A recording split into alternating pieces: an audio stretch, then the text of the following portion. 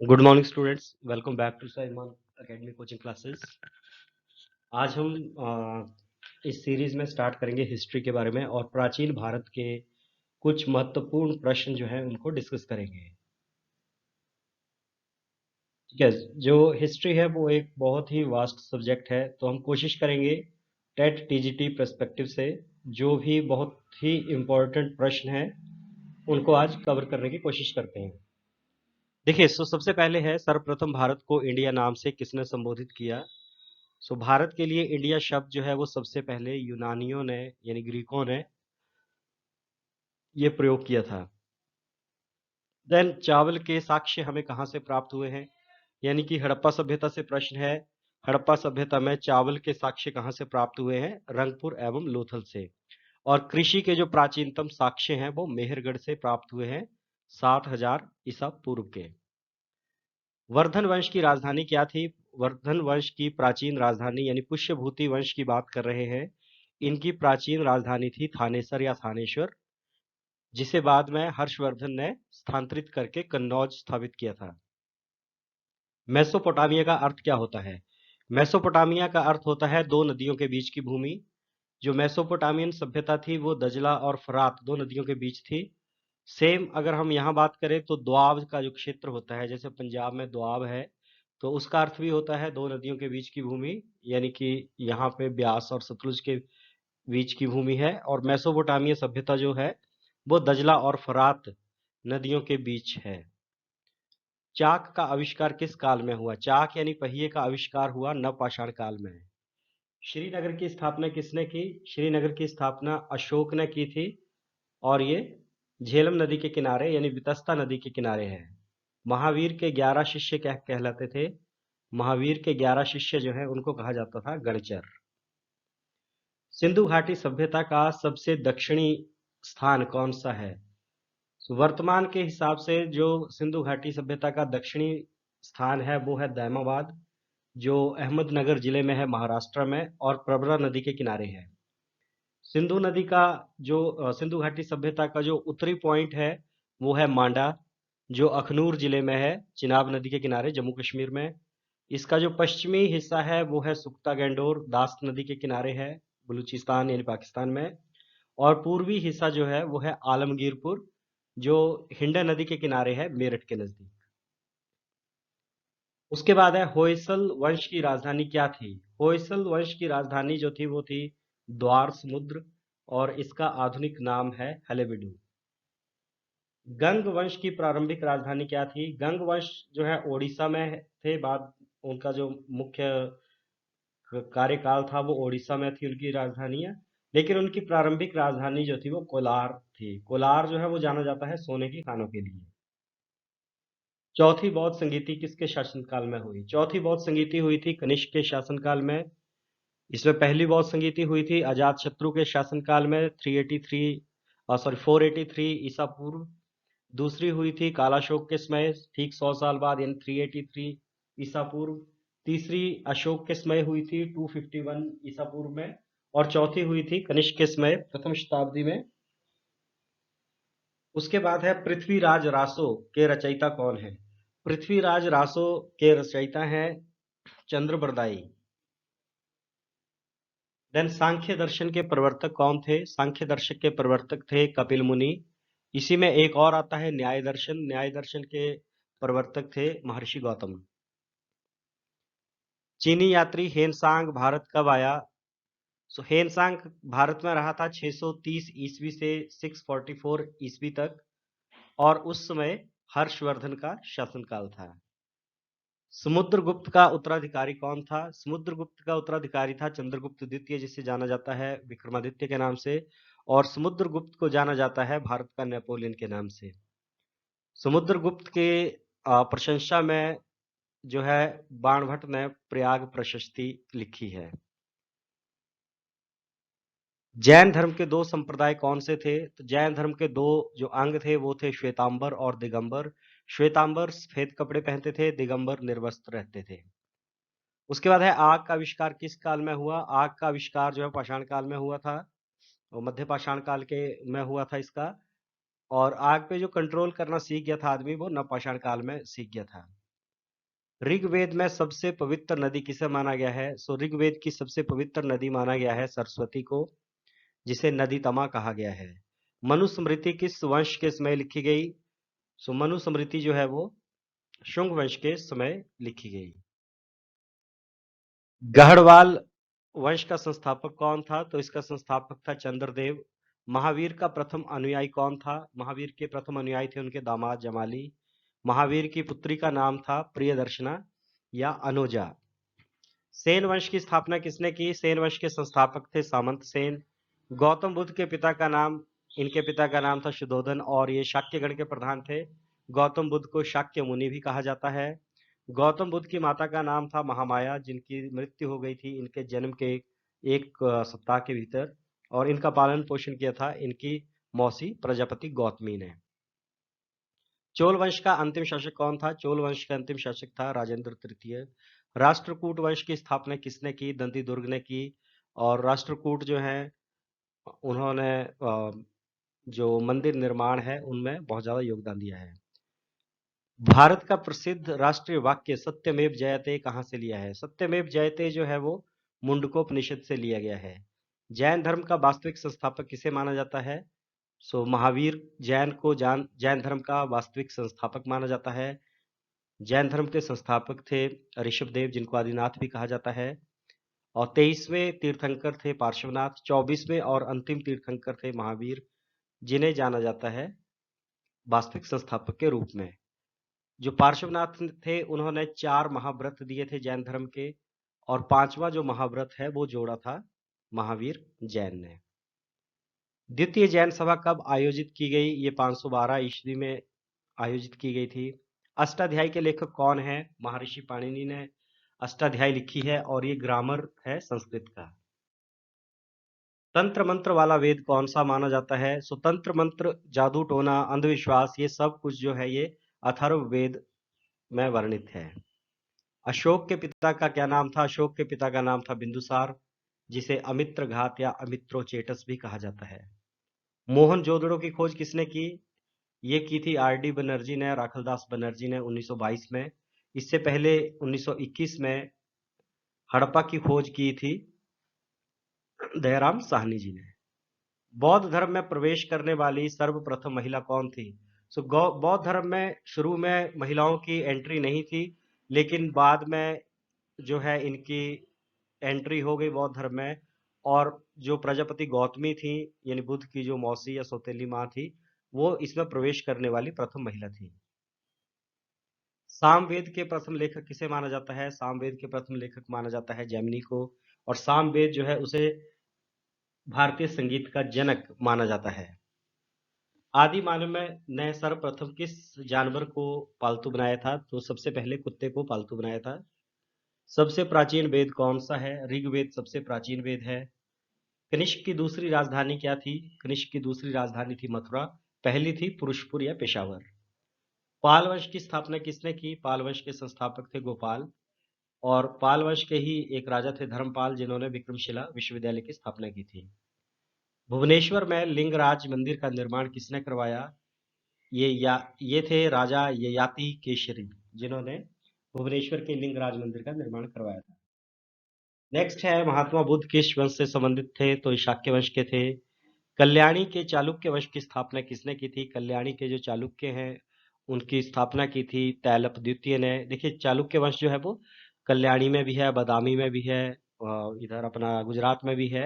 सो जो कल्याणी का था उसकी स्थापना की थी तैलप द्वितीय ने। द्वितीय जैन सभा कहाँ आयोजित हुई थी? ये वल्लभी में हुई थी। भारत में शिलालेख का प्रचलन किसने शुरू किया? तो शिलालेख का प्रचलन जो है अशोक ने शुरू किया था। और अशोक के शिलालेखों को सबसे पहले पढ़ा था जेम्स प्रिंसेप ने 1837 में। जैन धर्म में जीवन का अंतिम लक्ष्य क्या है? सो ये अंतिम लक्ष्य है निर्वाण, जिसको मोक्ष भी कहा जा सकता है। पल्लव वंश के संस्थापक तथा प्रथम शासक कौन थे? सो पल्लव वंश की स्थापना की थी सिंह विष्णु ने।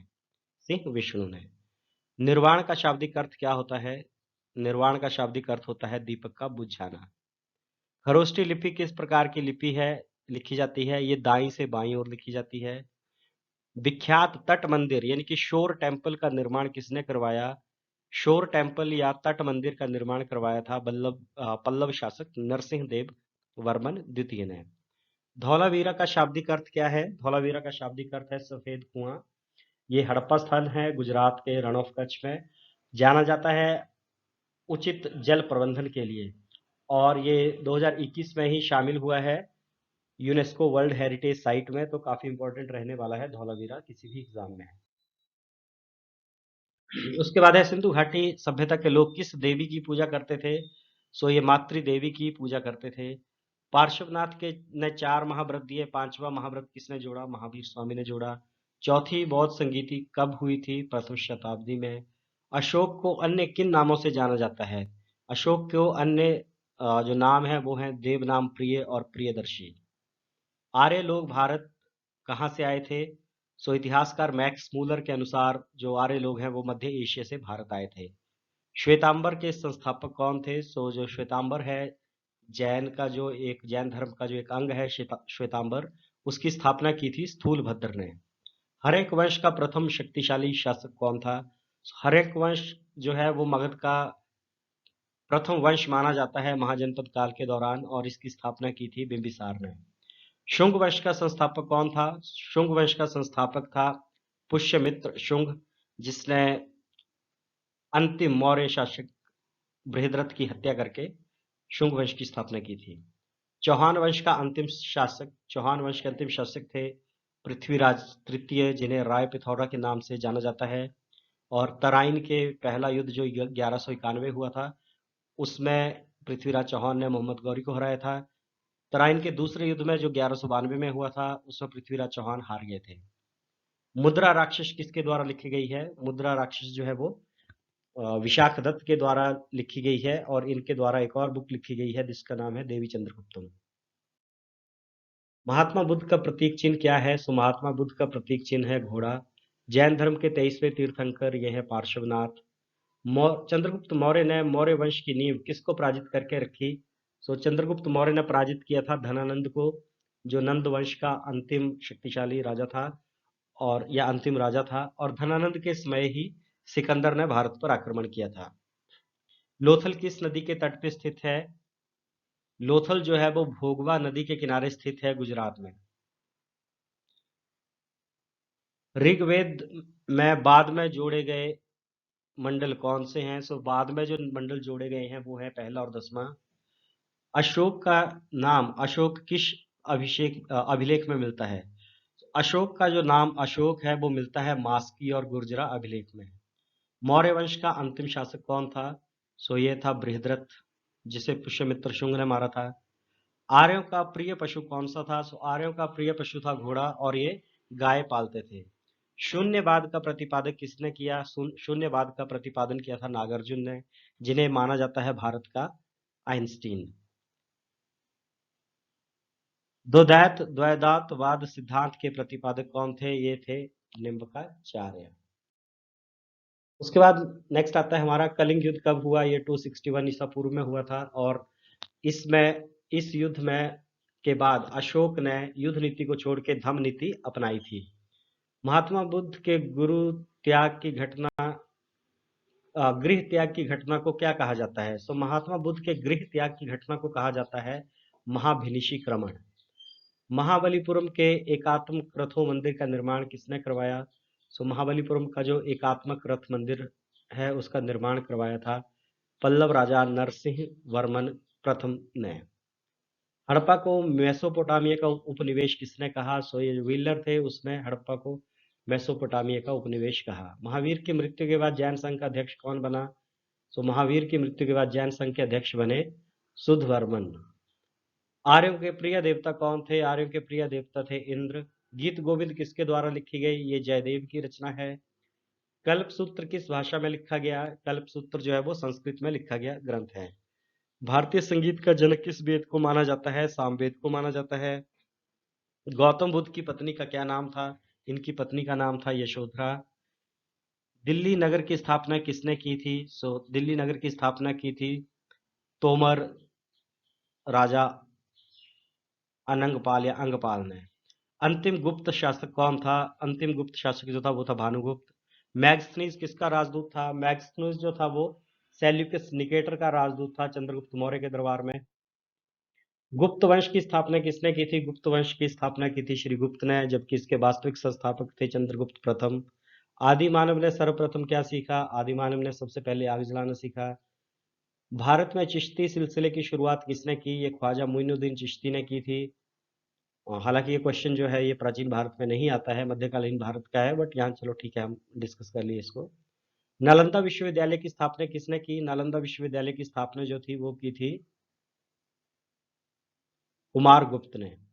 और विक्रमशिला और नालंदा विश्वविद्यालय को जो ध्वस्त किया था वो बख्तियार खिलजी ने किया था। चंद्रगुप्त मौर्य के दरबार में आने वाला प्रसिद्ध यूनानी कौन था? चंद्रगुप्त मौर्य के दरबार में मैगस्थनीज आया था। पांड्य वंश की राजनीतिक व सांस्कृतिक केंद्र कौन सा था? पांड्यों का राजनीतिक और सांस्कृतिक केंद्र था मदुरई, जहाँ मीनाक्षी मंदिर प्रसिद्ध है। भारत का सबसे बड़ा हड़प्पा नगर कौन सा है? धौलावीरा जो है वो सबसे बड़ा हड़प्पा नगर है भारत में। भारतीय इतिहास के स्वर्ण युग के नाम से किसे जाना जाता है? गुप्त काल को जाना जाता है इतिहास का स्वर्ण युग। और गुप्त काल में जो चंद्रगुप्त द्वितीय का शासन काल है उसको जाना जाता है कला और संस्कृति का या कला और साहित्य का स्वर्ण युग। विजय स्तंभ का निर्माण किसने करवाया था? राणा कुंभा ने चित्तौड़ में विजय स्तंभ का निर्माण करवाया था। न्याय दर्शन के प्रवर्तक कौन थे? ये गौतम ऋषि थे। इस्लाम धर्म का संस्थापक हजरत मोहम्मद। हड़प्पावासी तोल में किस प्रकार के व्यवहार करते थे? ये 16 की इकाई का यूज करते थे नाप तोल में। बिंबिसार के समय मगध की राजधानी क्या थी? बिंबिसार के समय राजधानी थी मगध की राजगृह या गिरिब्रज, जो प्राचीन राजधानी है मगध की। भूमि देने की सामंती प्रथा किसने प्रारंभ की? भूमि देने की जो सामंती प्रथा है वो शुरू की थी हर्ष ने। सिंधु सभ्यता के समूचे क्षेत्रफल का आकार कैसा है? सिंधु सभ्यता का जो समूचा क्षेत्रफल है वो एक ट्रायंगुलर शेप है, यानी त्रिभुजाकार है। ऋग्वेद में यमुना नदी का उल्लेख कितनी बार हुआ है? 3 बार हुआ है। महावीर का जन्म कब हुआ था और कहाँ हुआ? 540 ईसा पूर्व में वैशाली के कुंड ग्राम में हुआ था। सातवाहन वंश की स्थापना किसके द्वारा की गई? ये की गई थी सिमुक के द्वारा। महात्मा बुद्ध की मृत्यु कब और कहाँ हुई? तो उन्होंने जो प्राण त्यागे थे वो 483 ईसा पूर्व में कुशीनगर या कुशीनारा में त्यागे थे। सिकंदर और पोरस के बीच का युद्ध क्या कहा जाता है? इसे हाइडेस्पीस का युद्ध, बेतस्ता की लड़ाई या झेलम का युद्ध कहा जाता है, जो 326 ईसा पूर्व में हुआ था। बिंदुसार के को अन्य किन नामों से जाना जाता है? इसको अमित्र घात या अमित्रोचेटस, सिंहसेन, अमित्र कोडस आदि नामों से जाना जाता है। महावीर के दामाद का क्या नाम था? इनके दामाद का नाम था जमाली। तीसरी बुद्ध संगीति किसके शासनकाल में हुई? ये हुई थी अशोक के समय 251 ईसा पूर्व में। ठीक है, तो अभी इतने ही क्वेश्चन करते हैं, कुछ और क्वेश्चंस के साथ नेक्स्ट वीडियो में मिलेंगे। इन केस आपने चैनल अभी तक सब्सक्राइब नहीं किया है तो इसको लाइक और सब्सक्राइब करें तथा ज़्यादा से ज़्यादा शेयर करें, ताकि मैक्सिमम स्टूडेंट्स तक जो है ये इन्फॉर्मेशन पहुंच सके और वे अपने घर पे स्टडी या प्रिपरेशन कर सकें। Thank you, have a nice day. जय हिंद, जय भारत।